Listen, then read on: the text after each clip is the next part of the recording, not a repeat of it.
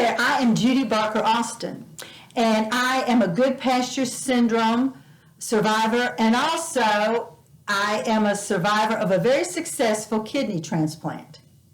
I have a new lease on life, and I feel like I've been given a second chance to do something with my life in which I can help you or can help others find some comfort or some inspiration by sharing some of my experiences over the last 2 years. And it has been a roller coaster. I have been through despair and depression, but I've had joy and jubilation. I have been through depression and discouragement, but I have also had a lot of happiness. And when I left UAB Hospital after my kidney transplant, I left with a t-shirt. And this t-shirt had on the front of it, and it still has on the front of it, "I'm living proof." On the back of it, it says kidney recipient. And when I looked at this just yesterday, I said, I want to do something. I want to do something besides just saying I'm a living proof. I want to share these experiences. And I think it's something that to be living proof, you have to practice it. And it takes some effort. So I've decided to write another book, and this book is going to be called Practicing Living Proof. And so as a result, I want to ask you to do 2 things that can help me. One is to share this video. And number 2 is to share experiences. And I've got 3 main areas of experiences that I want you to share with me. And if you want to do this, I will put these in the book because I think it's not good just to share my experiences, but I want to share experiences of other people who have gone through obstacles and come out on the other side and are living proof that yes, you can make it through things and you can still have a positive attitude about it. And the 3 areas that I'm looking for is number 1, destiny moments. Share when you've had a destiny moment and how did you handle it. Now, for example, I had a destiny moment on November 28th, 2020. It was on a Sunday morning, the Sunday after Thanksgiving. I got a call from UAB Hospital, and they said, "Miss Austin, we have an at-risk kidney. The person had and still has hepatitis C. They are a drug user. They have a prison record, which means they've either been in prison or they're in prison now. Will you accept this kidney?"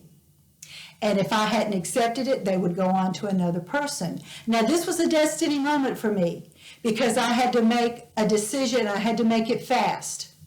And I knew that if I took a kidney that was at risk, something bad could happen to me as a result of it. But I also knew that if I didn't accept the kidney, and it was a good kidney, that I had no idea when I would get another chance at a kidney. The second thing that I would like to have some help with is to share your experiences with celebrating your scars. Your scars.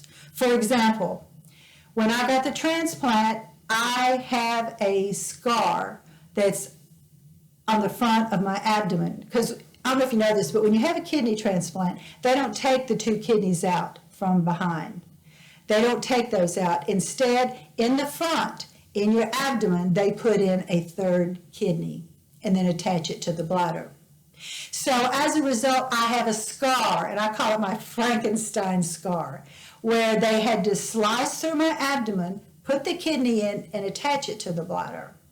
So I think sometimes we look at scars as being ugly and sad, and we're ashamed of them. But instead, I think we should look at scars as being a celebration of being living proof that you can make it through something. So if you would share with me some scar that you have and how that celebrates living proof. And then the 3rd area is either a song, a Bible verse, or a person who has helped you through an obstacle. For example, when I was in the hospital and just finding out that I had the Good Pasture Syndrome and that a syndrome had attacked my kidneys. And I was just taken so by surprise because I've always been a very healthy person. And at night I had music on because I couldn't sleep and I was so depressed. And I was thinking at that time, why me? Why did this have to happen to me?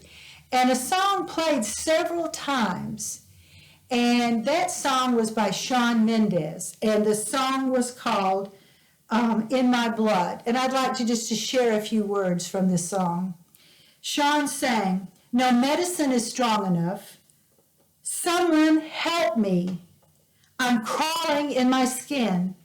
Sometimes I feel like giving up, but I just can't. It isn't in my blood." I didn't mean to get so emotional, but that song helped me through the time I was first in the hospital to realize the plans I had to make it and that I was not going to give up, that it was not in my blood. Also, a Bible passage that really helped me was the 23rd Psalm. And that is something that, as a child, I learned to recite it, but, I didn't really ever think that I'd go through the valley of the shadow of death. But I would repeat that over and over again. And that was very, very, very comforting to me.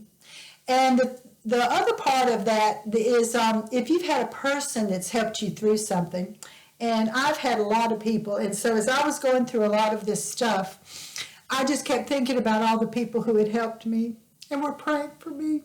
So if you would like to share some of your experiences to put in this book, then if you would email them to me at practicinglivingproof@gmail.com, practicinglivingproof@gmail.com, or you can send it through the mail to Practicing Living Proof at P.O. Box 94, Centerville, Iowa, 52544. So again, 2 ways you can help is to share this video and also share your experiences. Now, if you want to share an experience but you don't want your name attached to it, then if you would either say, I don't want this attached to my name, or else just send it through the mail. And through the mail, don't put a return address and don't put your name on it. Thank you so much. And let's all be living proof that we can make it through the obstacles that come into our life.